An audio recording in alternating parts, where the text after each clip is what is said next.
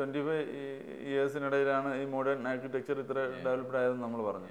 അത് ആ കാലഘട്ടത്തിലാണ് അശോകൻ അഞ്ചു അസോസിയേറ്റ്സും ഇവിടെ ആർക്കിടെക്ചർ മേഖലയിൽ സ്ഥാനം ഉറപ്പിച്ചത്. അപ്പോൾ ഈ കാലത്തിനിടയിൽ ഉണ്ടായിട്ടുള്ള ചേഞ്ചസ് ശരിക്കും അനുഭവിച്ചറിഞ്ഞിട്ടുള്ള ഒരു വ്യക്തിയാണ് സാർ.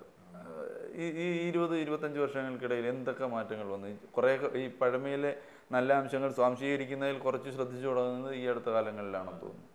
90കളിൽ നമുക്ക് കേരളത്തിലെടുത്ത് ചിത്രം എടുത്ത് നോക്കി കഴിഞ്ഞാൽ 90കളിൽ നമുക്ക് കാണുന്നത് കേരള തനിമയ്ക്ക് പിറകിലുള്ള എല്ലാ വാസ്തുശില്പികളും കേരള തനിമയ്ക്ക് വേണ്ടിയിട്ടുള്ള ഒരു യാത്രയിലായിരുന്നു. എവിടെ നോക്കിക്കഴിഞ്ഞാലും ആർക്കിടെക്ട്സ് വർക്ക് ചെയ്യുന്നുണ്ടായിരുന്ന സ്ലോപ്പിംഗ് റൂട്ട് ടൈൽഡ് സ്ട്രക്ചേഴ്സും കോളനേഡ്സും വരാന്താസും അതേപോലെ ബാൽക്കണീസ് ചാരുപടികൾ ഇങ്ങനെ ഒരു 90കളിലെ സമ്പ്രദായം അതായിരുന്നു. കേരള തനിമ തേടിയുള്ള യാത്രയായിരുന്നു. അത് കഴിഞ്ഞ് 2000 ഓൺവേർഡ്സ് അത് കഴിഞ്ഞിട്ട് നമുക്ക് കാണാവുന്നത് അതിലും കുറച്ചുകൂടി അഡ്വാൻസ്ഡ് ആയിട്ട് നമ്മൾ മുന്നോട്ട് പോയി. കാരണം കേരള തനിമയിലാകുമ്പോൾ വുഡിൻ്റെ എക്സ്റ്റൻസീവ് യൂസ് ഉണ്ടാവും. പിന്നെ സ്പേസ് നമ്മൾ ധാരാളം സ്പേസ് യൂസ് ചെയ്യാൻ പറ്റും. പിന്നെ ലാൻഡ് അതിനനുസരിച്ച് ധാരാളം ലാൻഡ് ഉണ്ട്. പക്ഷേ കഴിഞ്ഞ 10 വർഷമായിട്ട് നമുക്ക് കെട്ടിടം പണിയാൻ ധാരാളം ലാൻഡ് ഇല്ല, വളരെ ചെറിയ പ്ലോട്ടായിരിക്കും.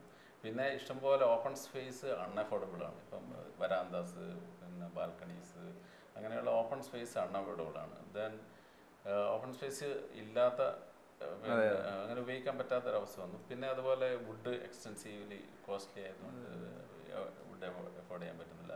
അതുപോലെ ബിൽഡിംഗ് മെറ്റീരിയൽ അവൈലബിൾ ആയിരുന്ന ബിൽഡിംഗ് മെറ്റീരിയൽ പുതുതായിട്ട് വന്നിരിക്കുന്ന അലൂമിനിയം വളരെ ഫാസ്റ്റാണ്. പിന്നെ ടൈം മുമ്പൊക്കെ 10 വർഷം മുമ്പൊക്കെ നമുക്ക് സഫിഷ്യൻറ്റ് ടൈം ഉണ്ടായിരുന്നു കെട്ടിടം പണിയാൻ വേണ്ടിയിട്ട്. ഒരു 2 വർഷം 1.5 വർഷമൊക്കെ സാവധാനത്തിലാണ് കെട്ടിടം പണി. ഇപ്പോൾ അതിന് സമയം ഇല്ല, നമുക്കൊരു 6 മാസം 8 മാസം കൊണ്ട് കെട്ടിടം പണിയണം. അപ്പോൾ അതിനനുസരിച്ചിട്ട് ബിൽഡിംഗ് മെറ്റീരിയലുകൾ പുതിയ മെറ്റീരിയൽ അബ്സോർവ് ചെയ്യും, പഴയ മെറ്റീരിയൽ ത്യജിക്കപ്പെടുകയും ചെയ്തു. പുതിയ മെറ്റീരിയൽ എന്നാൽ അലൂമിനിയം ആയിക്കഴിഞ്ഞാലും അതേപോലെ പുതിയ material polycarbonate sheets, fibre glass, പിന്നെ സ്റ്റീൽ സ്ട്രക്ചേഴ്സ് അങ്ങനെയുള്ള പുതിയ മെറ്റീരിയൽസ് അത് കണ്ടമാനം യൂസ് ചെയ്യുന്നുണ്ട്. അത് യൂസ് ചെയ്യുന്നതുകൊണ്ടും അതേപോലെ ഈ പ്ലാനിങ്ങിൽ വന്നിരിക്കുന്ന ഇതുകൊണ്ട് ഒരു സ്വഭാവത്തിൻ്റെ ഒരു കാര്യമായൊരു വ്യതിയാനം വന്നു. പിന്നെ ഒരു ഡൈനാമിസം എന്ന് പറഞ്ഞാൽ അത് ഇൻ്റർനാഷണലി ഉള്ള ഒരു സാധനമാണ് ഡൈനാമിസം. മുമ്പത്തെ സ്ട്രക്ചേഴ്സ് ഭയങ്കര ഹാർമോണൈസ്ഡ് ആയിരുന്നു, harmonised the nature. Kerala traditional ആർക്കിടെക്ചറിൽ കാണുന്ന കെട്ടിടങ്ങൾ പ്യുവർലി ഹാർമോണൈസ്ഡ് ദ നേച്ചറായിരുന്നു. അതേസമയം 90കളിൽ കേരളത്തിൽ ആർക്കിടെക്ട്സ് രൂപപ്പെടുത്തിയെടുത്ത കെട്ടിടങ്ങൾ കേരള ട്രഡീഷണൽ സ്റ്റൈലിലുള്ള കെട്ടിടങ്ങൾ ഹാർമോണൈസ്ഡ് ആയിരുന്നെങ്കിലും അതിനൊരു പുതിയൊരു ഭാവനയുണ്ടായിരുന്നു, പുതിയൊരു രീതിയിലാണ് വന്നത്. നാലുകെട്ട് അതുപോലെ ആരും പണിതിട്ടില്ല. അതിൻ്റെ ഒരു വ്യത്യസ്ത രൂപങ്ങളും ഭാവങ്ങളും ആയിട്ടാണ് വന്നത്. അതേപോലെ അതിലൊരു വ്യത്യാസം ഉണ്ടായിരുന്നു. അതേസമയം ഇപ്പോഴത്തെ കറണ്ട് ട്രെൻഡ് അനുസരിച്ചിട്ട് അതിന് ഒരു കോമ്പറ്റീറ്റീവ്നെസ് വന്നു. ബിക്കോസ് നമ്പർ ഓഫ് കെട്ടിടങ്ങൾ വളരെ കൂടുതലായിട്ട് വരുന്നു. അപ്പോൾ അതിനൊരു പ്രോമിനൻസിന് വേണ്ടിയുള്ള കോമ്പറ്റീറ്റീവ്നെസ് ഉണ്ടാവും. പിന്നെ certain amount of dynamics have to be incorporated. അപ്പോൾ dynamics incorporate you to go for a slightly bright colours and bright elements and bright corners. അങ്ങനെ കുറച്ച് അങ്ങനെയുള്ള പല കാര്യങ്ങളിലും വ്യത്യാസങ്ങൾ വന്നതോടുകൂടി 10 വർഷമായിട്ട് രൂപപ്പെടുന്ന കെട്ടിടങ്ങളിൽ സ്വഭാവങ്ങളിൽ വ്യത്യാസമുണ്ട്. സ്വാഭാവികമായും സമാന മേഖലയിൽ പ്രവർത്തിക്കുന്നവർ തമ്മിൽ ഒരു ചെറിയ കോമ്പറ്റീഷൻ, അത് ഹെൽത്തി ആയാലും അൺഹെൽത്തി ആയാലും കോമ്പറ്റീഷൻ ഉണ്ടാവുക സ്വാഭാവികം. കോഴിക്കോടിനെ സംബന്ധിച്ചിടത്തോളം ഇപ്പോൾ പുതിയ ഒരുപാട് കെട്ടിടങ്ങൾ വന്നുകൊണ്ടിരിക്കുന്നു. എറണാകുളം ഒക്കെ പോലെ തന്നെ പക്ഷേ ഒരുപാട് കെട്ടിടങ്ങൾ വന്നുകൊണ്ട്. അപ്പോൾ ശരിക്കും ഒരു മത്സരം ഈ മേഖലയിലുണ്ട് എന്ന് മനസ്സിലാക്കും.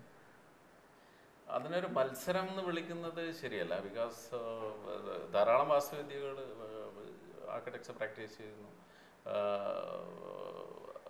ഇനിയും ധാരാളം യങ്ങായിട്ടുള്ള കുറേ ആർക്കിടെക്ട്സ് ഫീൽഡിലേക്ക് കടന്നു വരണം. ഗ്രാമങ്ങളിലൊക്കെ പ്രാക്ടീസ് ചെയ്തെല്ലാം. കാരണം സ്കോപ്പ് ഓഫ് അത്രയും ട്രമൻഡസ് ആയിട്ടുള്ള സ്കോപ്പാണ് പ്രാക്ടീസിനുള്ളത്. കാരണം ഇപ്പോഴെ തന്നെ ടോട്ടൽ വർക്ക് വോളിയത്തിൻ്റെ ഹാർഡ്ലി 20% മാത്രമേ ആർക്കിടെക്ട്സ് വർക്ക് ചെയ്യുന്നുള്ളൂ. ബാക്കി 80% ആർക്കിടെക്ട്സ് എല്ലാം വർക്ക് ചെയ്യുന്നത്. സോ ആ മേഖലകളിൽ വരുന്ന വർക്ക് കൂടി ആർക്കിടെക്ട്സ് ചെയ്യാന്ന് പറഞ്ഞത് ഒരു ആവശ്യതയാണ്. അത് ചെയ്യാൻ പറ്റിയ ധാരാളം ട്രമൻഡസ് സ്കോപ്പ്. സോ അത് എത്രത്തോളം ആർക്കിടെക്ട്സ് വർക്ക് ചെയ്യാൻ പറ്റുകയാണെങ്കിൽ അത്രത്തോളം നല്ല റിസൾട്ട് ഉണ്ടാകും. അല്ല, ഇപ്പോൾ പോലും ആർക്കിടെക്ചറിൻ്റെ അടുത്ത് ഒരു കെട്ടിട നിർമ്മാണത്തെ കുറിച്ച് ചിന്തിക്കുമ്പോൾ ആർക്കിടെക്ചറിൻ്റെ അടുത്ത് വരുന്നവർ വളരെ കുറവാണ് ഇപ്പോഴും, പെർസെൻറ്റേജ് നോക്കിയാൽ. ആക്ച്വലി ഒരു 10 years ബാക്ക് ഓഫ് കോഴ്സ് അങ്ങനെ ആർക്കിടെക്ട്സ് നേരിട്ട് അപ്രോച്ച് ചെയ്ത് നമുക്കിപ്പോൾ നമ്മളെ വർക്ക് കണ്ട് പഠിച്ച് മനസ്സിലാക്കി വരുന്നവർ അല്ലെങ്കിൽ നമ്മളെ പറ്റി ഡയറക്റ്റ് ചെയ്തവർ അങ്ങനെയുള്ളതൊക്കെ ആയിരുന്നു 10 വർഷം മുമ്പേ. ലാസ്റ്റ് 10 years ആയിട്ട് ടോട്ടലി സ്ട്രേഞ്ചേഴ്സ് അന്വേഷിച്ച് നമ്മളെ മാഗസീൻസും ഇതേപോലെ പ്രോഗ്രാമൊക്കെ കണ്ടിട്ട് അന്വേഷിച്ച് വരുന്നത്. എൻ്റെ ഇപ്പോൾ കുറേ ക്ലൈൻറ്റൈൽസ് എനിക്ക് യാതൊരു ബന്ധമില്ലാത്ത ആൾക്കാരാണ്. അവർ അന്വേഷിച്ച് വന്ന് വിളിച്ച് അങ്ങനെ ചെയ്യുന്ന കുറേ വർക്ക് ധാരാളമായിട്ടുണ്ട്. അതൊക്കെ സൂചിപ്പിക്കുന്നത് അവയർനെസ് കൂടെയാണ്. അത് വളരെ നല്ലൊരു ട്രെൻഡാണ്, അവയർനെസ് കൂടെയാണ്. ഒരു റെസിഡൻഷ്യൽ പർപ്പസിനുള്ളതായാലും കമേഴ്ഷ്യൽ പർപ്പസിനുള്ളതായാലും ഒരു കെട്ടിടം നിർമ്മിക്കാൻ വേണ്ടി ഒരു ക്ലയൻറ്റ് എന്നായിരിക്കും സാർ ഉദ്ദേശിക്കുന്നത്, അതോ കസ്റ്റമർ? അങ്ങനെയാണ് ക്ലയൻറ്റ് സാറിനെ സമീപിച്ചാൽ എവിടെയായിരിക്കും സാർ തുടങ്ങുക? ഒന്നാമത് site fully depend on the സൈറ്റിൻ്റെ സിറ്റുവേഷൻ, അതിൻ്റെ ഡയറക്ഷൻ, അതുപോലെ പിന്നെ orientation, wind flow, sun direction, ഇതൊക്കെ പ്ലാൻ ടൈമിലാണ് എങ്ങോട്ട് ടോപ്പോഗ്രഫി സ്ലോപ്പ് എങ്ങോട്ട് കിടക്കുന്നു. പ്യുവർലി സൈറ്റിൽ നിന്നാണ് നമ്മൾ ഡിസൈൻ ഇൻവോൾവ് ചെയ്യുന്നത്. സൈറ്റിൽ നിന്നാണ്. പിന്നെ അവരുടെ ഈ വീട് എടുത്തു കഴിഞ്ഞാൽ വിൻഡ് ഡയറക്ഷൻ, അവിടെ നിന്നാണ് വിൻഡ് ഡയറക്ഷൻ വരുന്നത്. അപ്പോൾ അവിടെ നമ്മൾ വരാന്ത കൊടുത്തു, അങ്ങോട്ടേക്കാണ് വ്യൂ ഉള്ളത്. അപ്പോൾ അവിടെ വ്യൂ കിട്ടാനുള്ള അറേഞ്ച്മെൻറ്റ് ഒക്കെ സൈഡിൽ ചെയ്തു. സോ സൈറ്റിൽ നിന്നാണ് ഫുള്ളി ഡിസൈൻ ഡെറൈവ് ചെയ്തത്. പിന്നെ സെക്കൻഡ്ലി ക്ലയൻറ്റിൻ്റെ സ്പെസിഫിക് ആയിട്ട് വല്ല ഇൻട്രസ്റ്റ് ഉണ്ടോ, പുള്ളിയുടെ ക്യാരക്ടർ, പുള്ളിയുടെ ആറ്റിറ്റ്യൂഡ്, പുള്ളിയുടെ ഫാമിലിയുടെ ആറ്റിറ്റ്യൂഡ്സ്, പിന്നെ പുള്ളിയുടെ ബഡ്ജറ്റ്, പുള്ളിയുടെ റിക്വയർമെൻറ്റ്സ്, ഇതൊക്കെ വരുന്നുണ്ട് കാര്യങ്ങൾ. അവിടെ നിന്നാണ് നമ്മൾ എന്തായാലും നമ്മുടെ സൈറ്റിൽ നിന്നാണ് തുടക്കം.